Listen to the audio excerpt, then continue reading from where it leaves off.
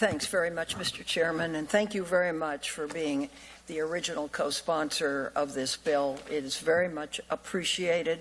I want everybody here to know that to date we have 17 co-sponsors.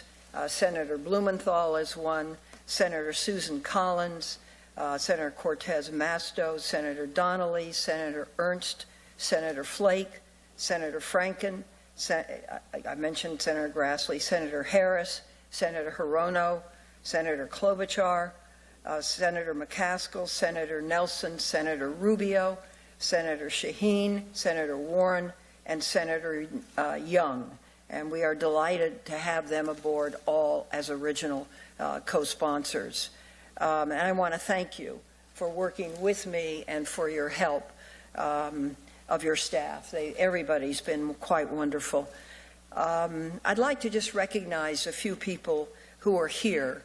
And I'd like to recognize Jeanette Antolin, a former gymnast from Paradise, California, who was on the USA Gymnastics national team in 1999 and who competed as a gymnast for UCLA. Would you stand? Thank you so much for being here. We appreciate it. And Maddie Larson, a USA national team gymnast who is currently studying at UCLA. Would you stand, please? Thank you very much. I met Jeanette and Maddie, along with two of our witnesses, Jamie and Jessica, who will speak in a minute, as well as several other athletes a few months ago in the office. I have never in 24 years had a meeting like that meeting. But the unity and strength these women have shown in pushing for greater accountability in Olympic sports has made me just so proud of their courage. They are championing the prevention of sexual abuse to make sure that young athletes who follow in their footsteps do not experience what they had to endure. So it's because of their stories that the chairman, myself, Senator Collins, and 15 other senators that I've listed came together to work on bipartisan legislation to make sure that all national governing bodies that oversee millions of aspiring Olympians follow the strictest policies to prevent sex abuse. I believe this is one issue on which we can all agree and that we can work together to make a real difference. And I'm so pleased that the U.S. Olympic Committee, which is represented by Rick Adams here today. Are you here, Mr. Adams? Oh, right in front of me, I'm sorry. Strongly supports the bill as well. Thank you so much. I first began to learn how sports organizations such as USA Taekwondo, USA Swimming, and in particular USA Gymnastics handled sexual abuse allegations just before the Olympic Games in Rio de Janeiro. At the time, it was reported that USA Gymnastics, considered a national governing body under the Ted Stevens Act, had repeatedly been notified of sexual abuse allegations against its coaches, but did not immediately report those allegations to law enforcement. These stories were heart-wrenching and involved children as young as 6 years old. One such case revealed that USA Gymnastics had received at least 4 complaints about a member coach, William McCabe, as early as 1998, yet never reported these allegations to police. According to federal authorities, the very next year, McCabe began to molest one very young girl. In the meantime, he continued to coach children for 7 more years. During this time, USA Gymnastics not only avoided reporting McCabe to police, but also reassured a concerned mother that McCabe was in good standing.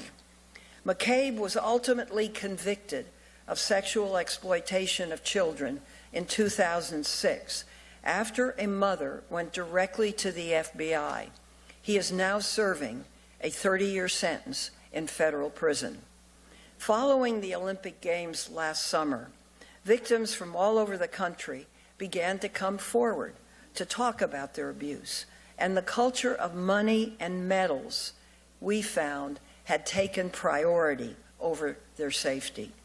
Survivors spoke about a culture that put enormous amounts of pressure on young children to keep quiet, to not complain, to simply adhere to whatever the grown-ups around them were saying.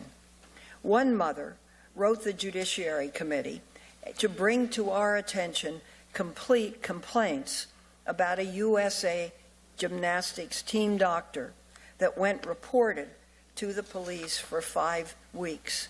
She wrote, and this is a quote, "I learned that this organization at its highest level deceived me and my family.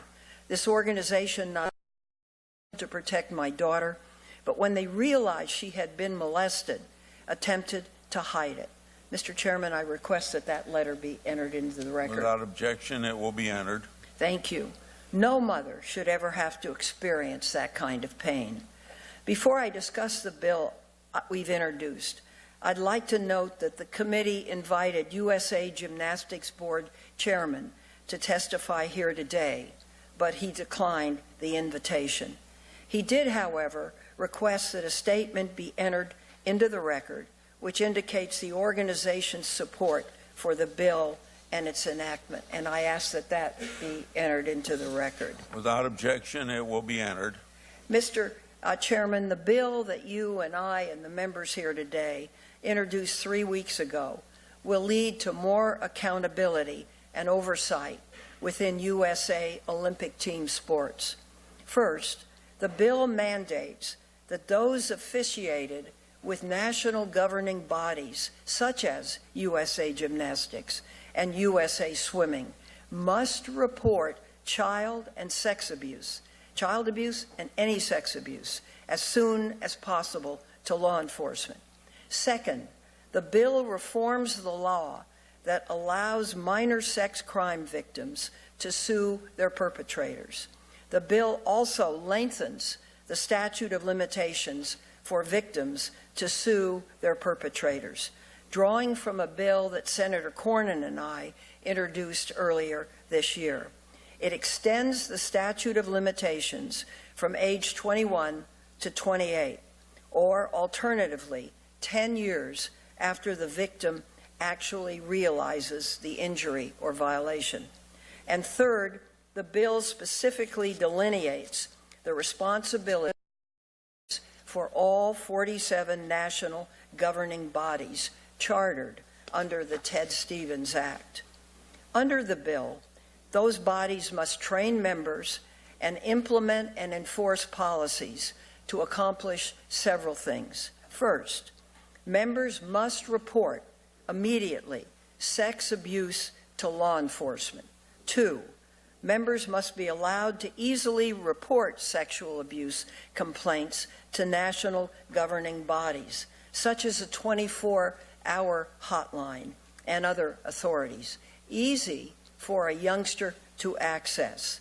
It simply cannot be the case, as it is with USA Gymnastics, where members' reports of sex abuse were only recognized if they were made in writing.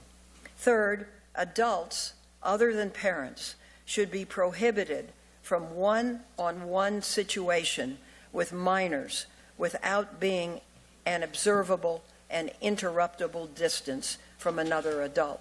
And of course, whenever a team physician examines a female minor, there should be another adult in the room, just as it is in the regular population. Fourth, coaches who have unresolved sex abuse allegations against them, and there are many, will be prevented from continuing to work with children until there is no longer any risk to the child. With that, I want to thank Senator Grassley once again for calling this hearing, and I also want to thank the witnesses again for joining us today. We very much look forward to their testimonies.